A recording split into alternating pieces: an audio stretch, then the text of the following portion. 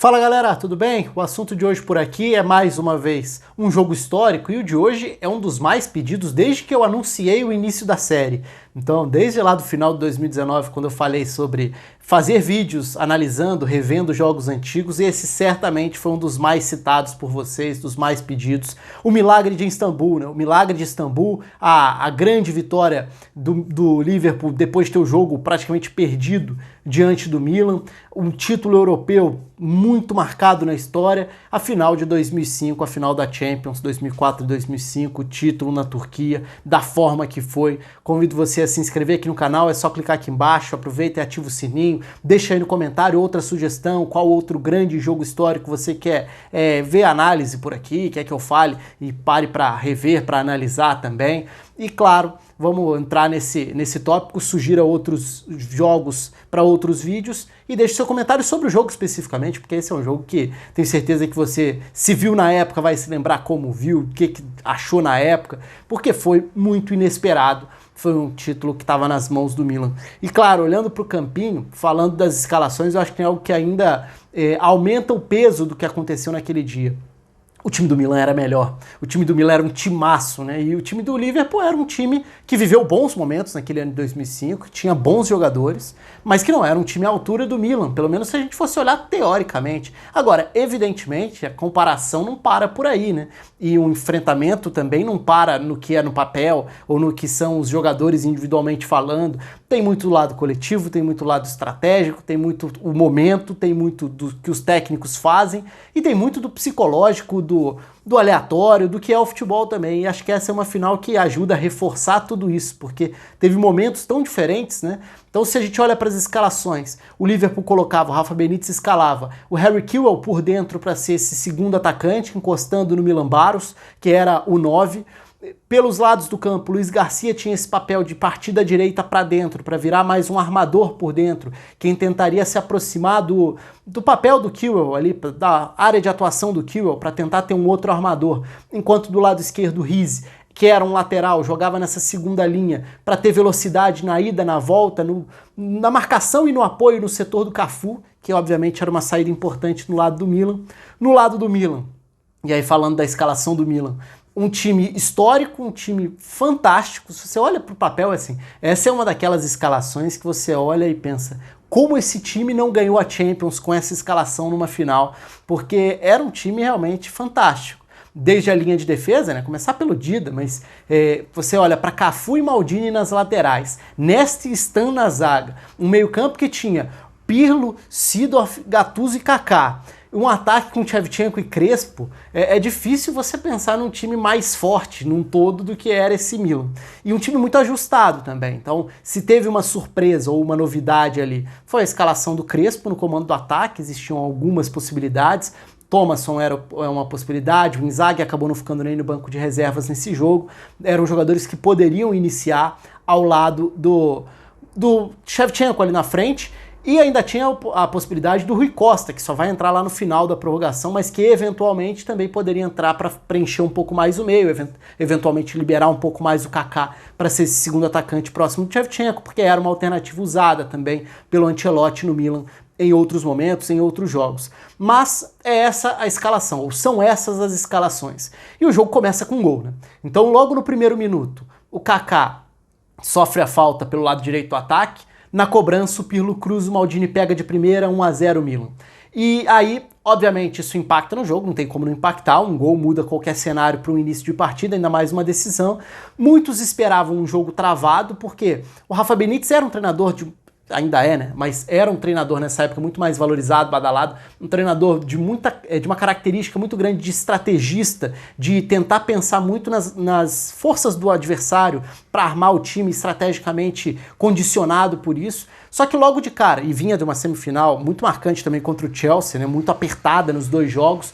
Então o jogo começa com 1-0 e o Milan com toda essa defesa que tinha também, essa linha de defesa especialmente, isso mudava completamente o cenário, qualquer previsão do que poderia ser essa decisão.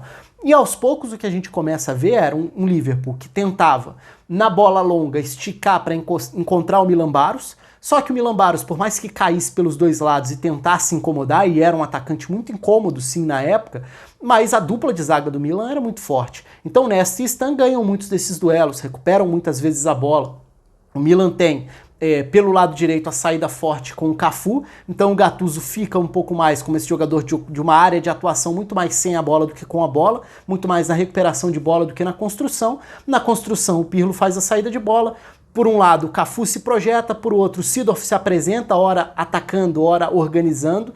Então, em alguns momentos, até pelo fato do Luiz Garcia trazer da direita para dentro, né, se movimentar sempre buscando a faixa central, ele deixava esse corredor para o Maldini apoiar. Então, o Maldini encontrava algum espaço para se projetar também. Além de ter feito o gol logo de cara, ele também era uma saída importante do Milan.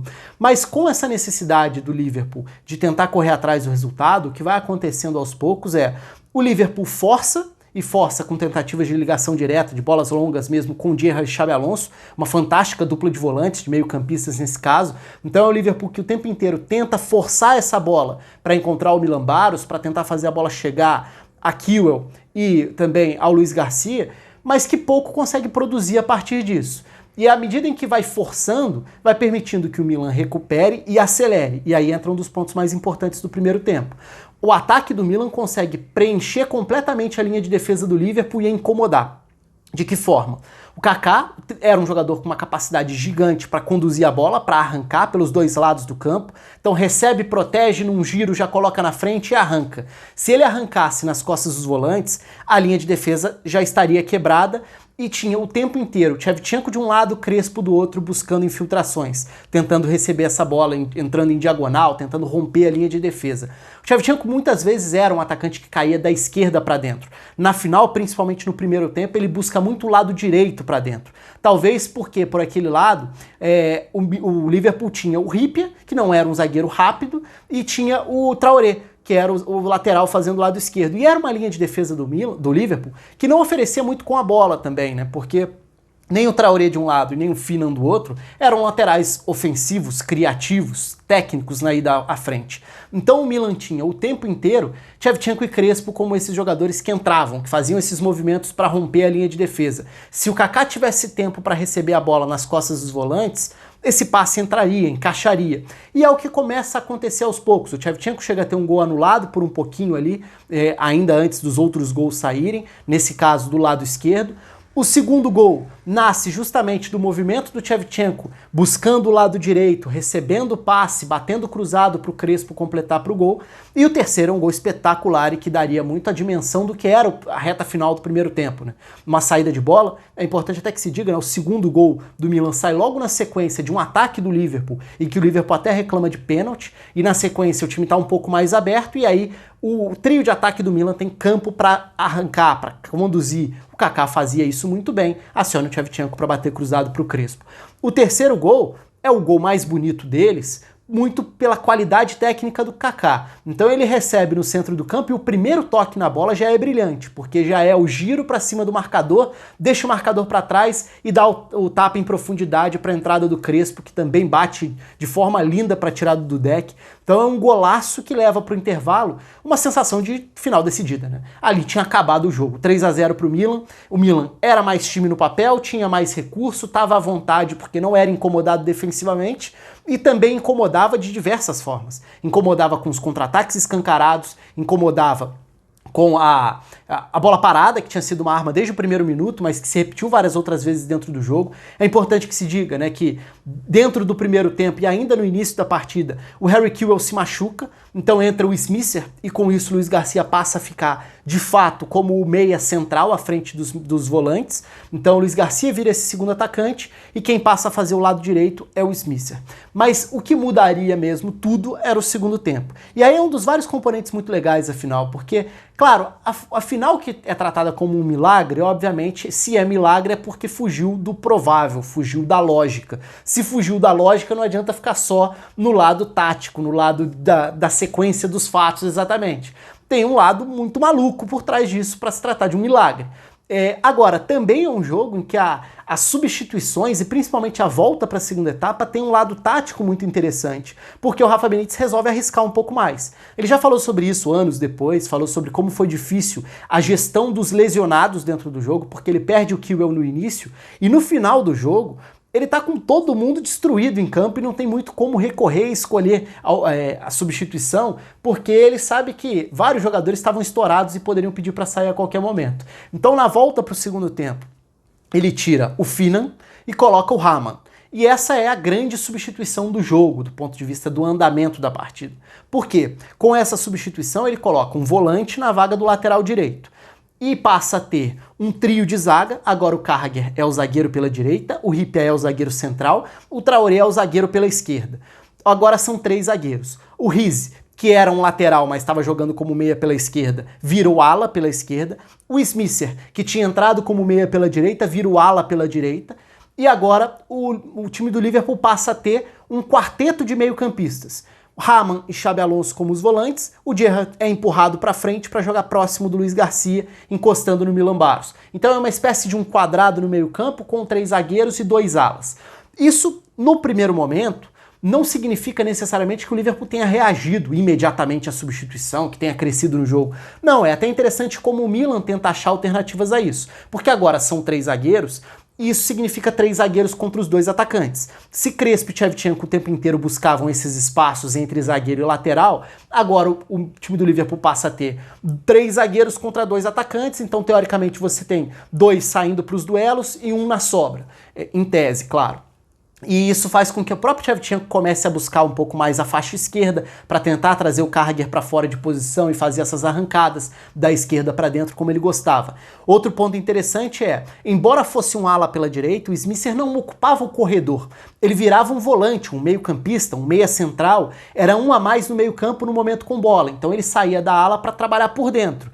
E isso fazia com que o duelo muitas vezes ficasse entre ele e Seedorf.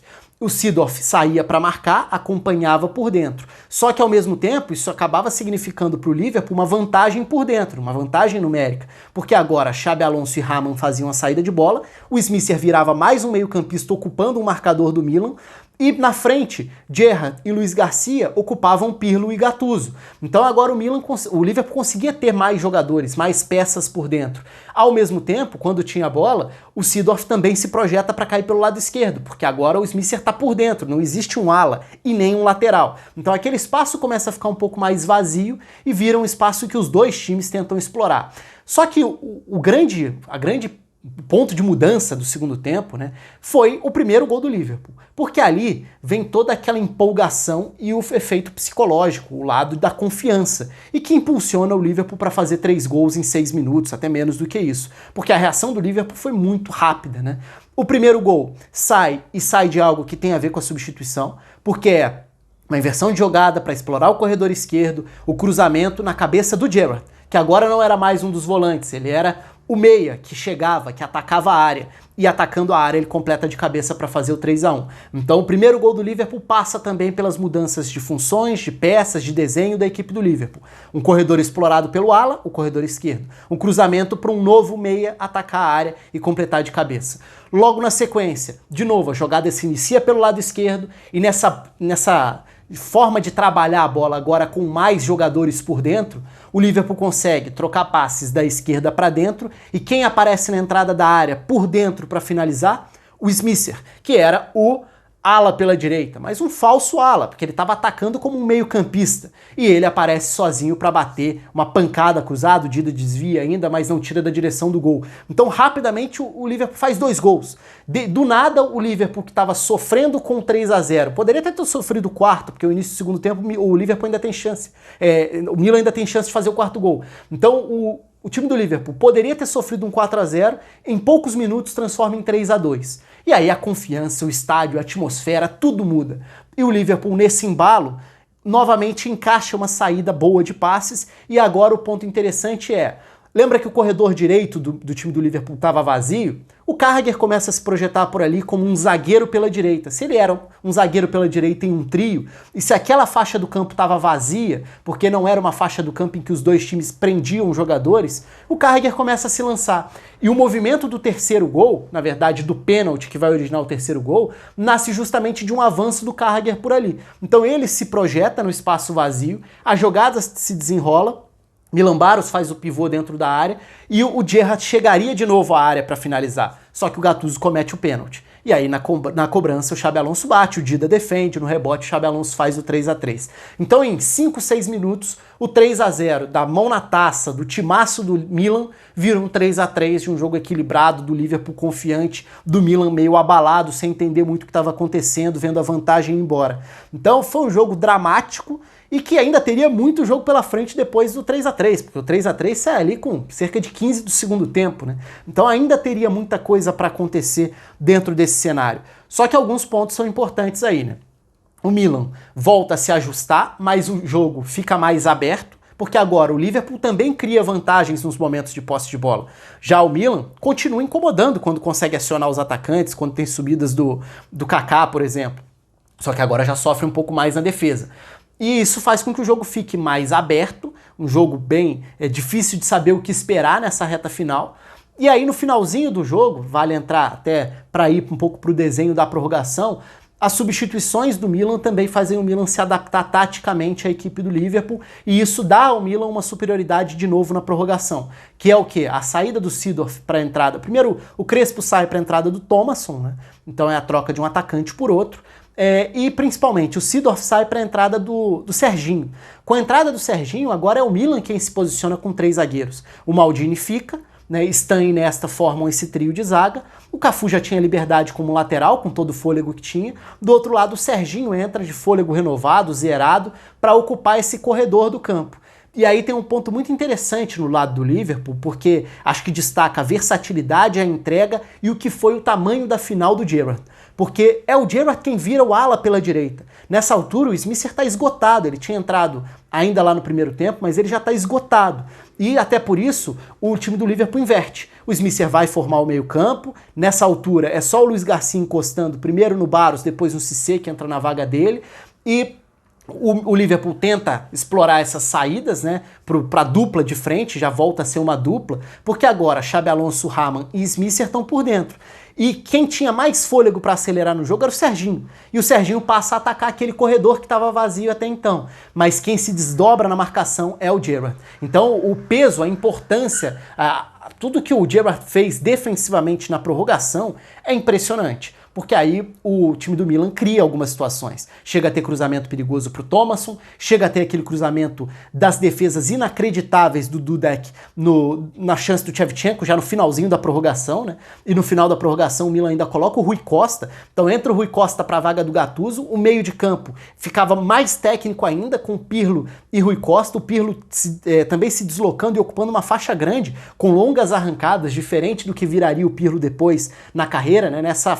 Nessa fase ainda, ele ainda era um jogador também muito capaz de ocupar faixas mais avançadas do campo. E ele começa a se mandar. E o meio-campo passa a ter Pirlo, Rui Costa por dentro, com o Kaká à frente. E o corredor esquerdo explorado pelo Serginho, descansado, acelerando contra um Gerrard na base do coração mesmo ali para aguentar. E assim, a equipe do Milan chega a pressionar, cria chance clara, mas não consegue fazer o quarto gol, para na defesaça ou nas defesaças do Dudek, e nos pênaltis, aí todo mundo já sabe, nos pênaltis daria Liverpool para conquistar esse título da forma mais espetacular, dramática e improvável possível, depois de estar 3-0 atrás no intervalo e buscar o 3-3 com 3 gols em 6 minutos, ainda ter fôlego enquanto deu para criar chance, depois se defender como dava, e nos pênaltis levar melhor diante de um Milan que era superior, era mais time. Individualmente, acho que não resta muita dúvida quanto a isso, mas quem fica na história nesse caso é o campeão, e o campeão foi o Liverpool, e não por acaso esse jogo entrou para a história como o milagre de Istambul, o milagre que o Liverpool conquistou na Turquia para levantar essa taça da Champions. Quero saber os comentários de vocês, as lembranças desse jogo, os destaques que vocês fazem e outras sugestões também. Deixa aqui embaixo na caixinha dos comentários. Um abraço para todo mundo e até a próxima.